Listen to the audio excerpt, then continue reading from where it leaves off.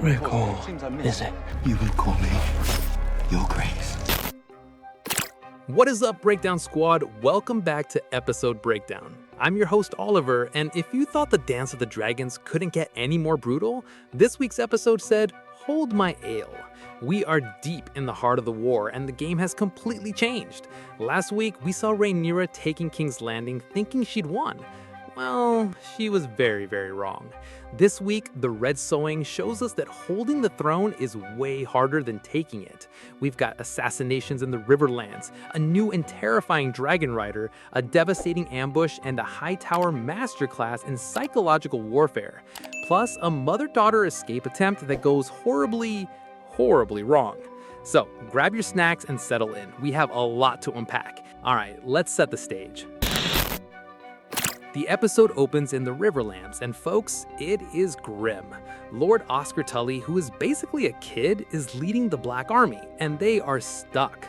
Lord Peter Piper delivers the bad news. Another crossing burned. We might never reach Tumbleton. The Greens are playing scorched earth, destroying every bridge and ford so Rhaenyra's army can't get to Ormond Hightower, who's holed up in Tumbleton. The frustration is palpable, and it's only going to get worse. Enter the absolute legend, Lord Roderick Dustin, leader of the Winter Wolves. This guy has had enough. He slams his axe down and basically screams at Oscar, asking if they're just going to keep letting Criston Cole and his band of misfits run circles around them. The tension is so thick, you could cut it with a sword. Dustin volunteers to hunt down Cole himself, but Oscar, showing he's smarter than he looks, wants to play Criston's game. But it's already too late. Across the camp, they find two soldiers with their throats slit. And before Peter Piper can even sound the alarm, guess who appears from the shadows? Criston flippin' Cole. He slits Piper's throat and the camp erupts in chaos. Tents are burning, men are screaming. Cole tells Ser Gawain Hightower that Rhaenyra's army will now make for Stony Sept. The realm's most decorated knight is fully become its most effective saboteur. It's a masterclass in guerrilla warfare. To the next crossing, they'll make for Stony Sept. Humble once more be ahead of them. Now, we cut to Harrenhal and things get, well, weird. Soldiers arrive looking for Aemond, hoping to claim the bounty the ungrateful queen put on his head.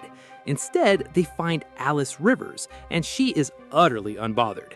She just stands there, creepy as ever, and tells them they'll only find ghosts in Harrenhal. She delivers one of the best lines of the episode.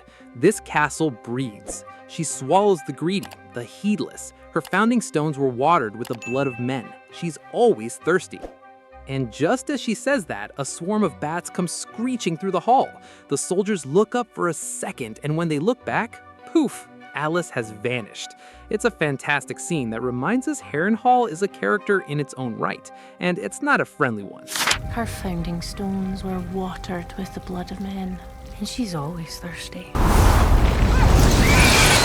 Upstairs, Aemond is thrashing through a nightmare. He wakes up with a knife, pointing it at Alice before he realizes where he is. He's a wreck. He tells her he saw Aegon with his face on fire, dragging him down into the dark.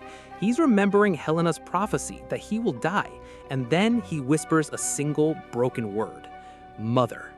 This is a huge moment. Ewan Mitchell is incredible, showing the humanity and sheer trauma beneath the one-eyed prince's menacing exterior. This is the man who burned his own brother, and now he's reduced to a trembling child, collapsing into Alice's lap. It's a stark reminder that everyone, even the kinslayer, is broken by this war. She saw it. She said I would die, and I ruined everything. Over in King's Landing, we get a very different kind of drama. Grand Maester Orwell sneaks into Alicent's chambers with a bottle. It's an abortifacient, a potion to end the pregnancy Alicent discovered last week. This is brutal stuff.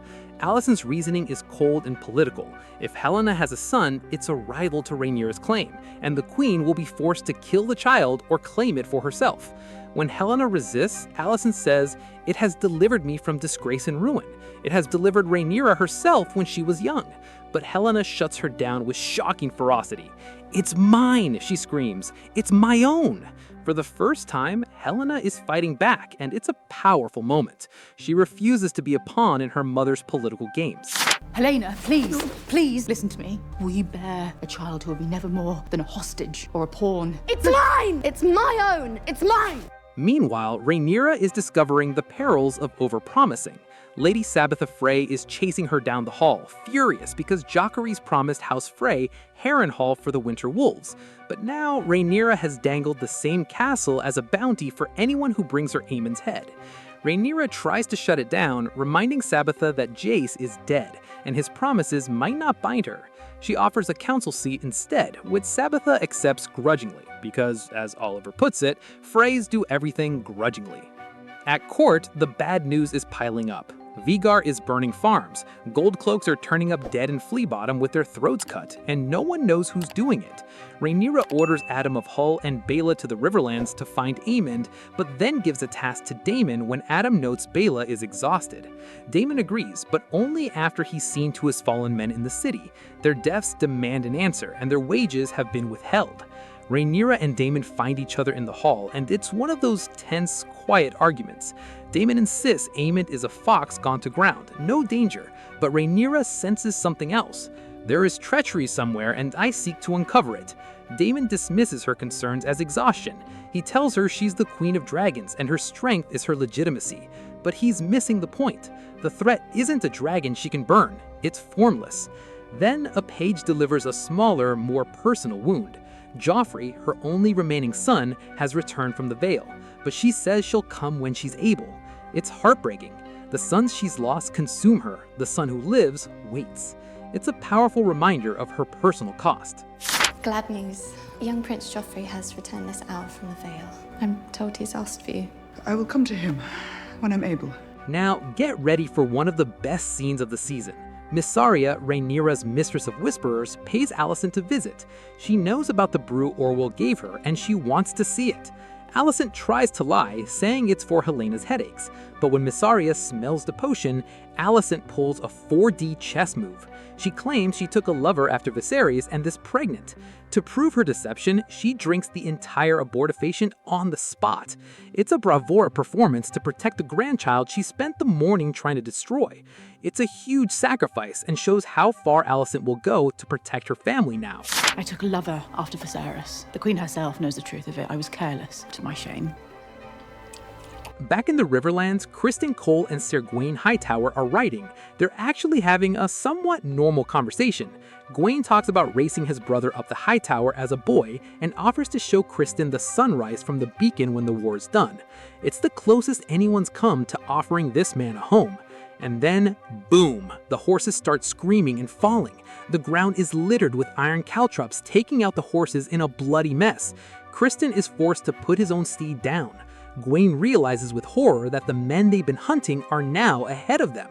But Criston, he sees this as a glorious opportunity.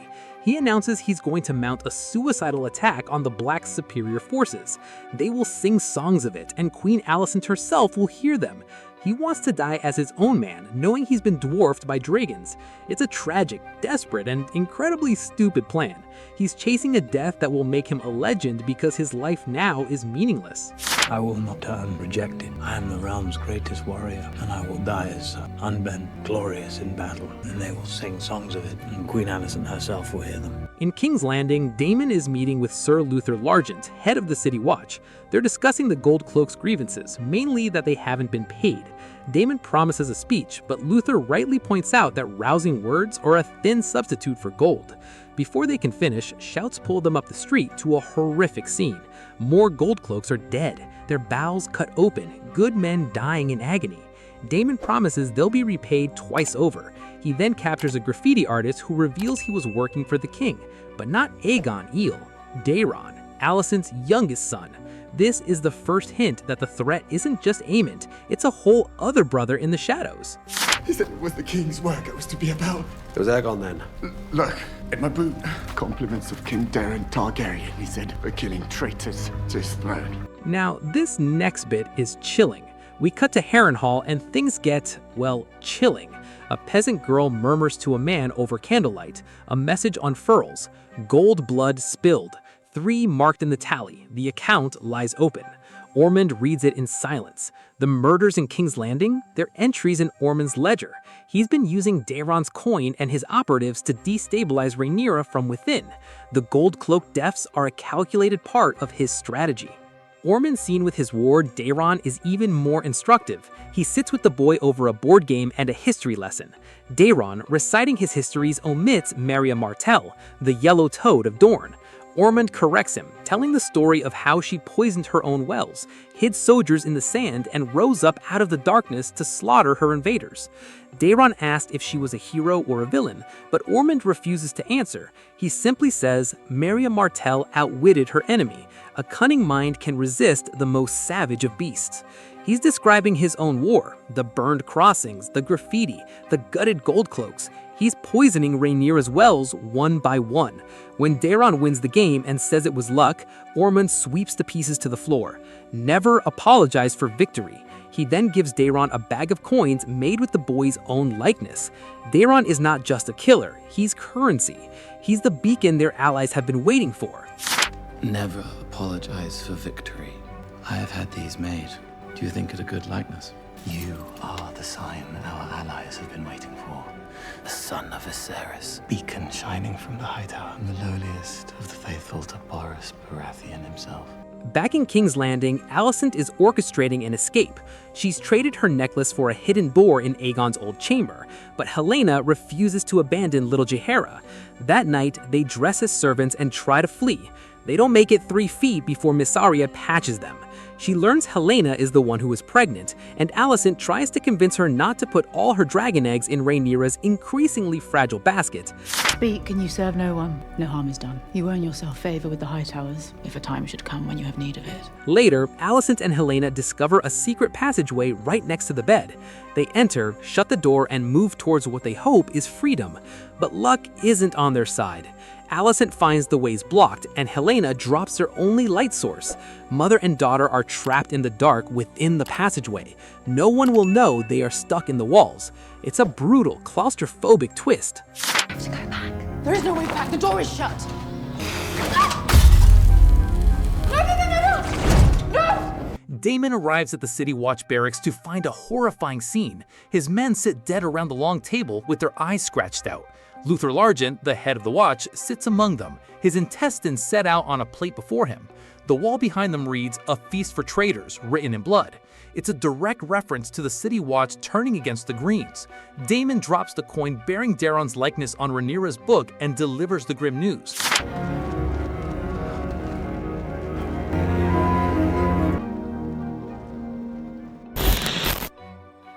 And that brings us to the end. The episode concludes with 3 converging threats. In the Riverlands, Criston Cole marches towards certain death, eager for a glorious end. In the walls of the Red Keep, Alicent and Helaena are trapped in darkness, their escape a tomb. And in King's Landing, Daemon stands among the dead, realizing that Ormond Hightower's Shadow War has only just begun.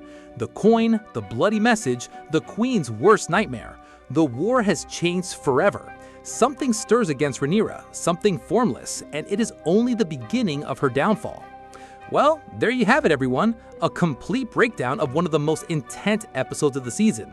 The war has shifted from a battle of dragons to a battle of shadows, and Rhaenyra is losing. Ormond Hightower is proving to be the most dangerous enemy she has, and Daemon is being forged into a weapon. What did you think of the episode? Are you as terrified of Ormond as I am? And what on earth is going to happen to Alicent and Helaena in those walls? Let me know in the comments below. Don't forget to like, subscribe, and hit that bell so you don't miss our next breakdown. We're only getting started, and the dance is about to get even bloodier. This is Oliver from Episode Breakdown, signing off. Valar Morghulis, and I'll see you in the next one.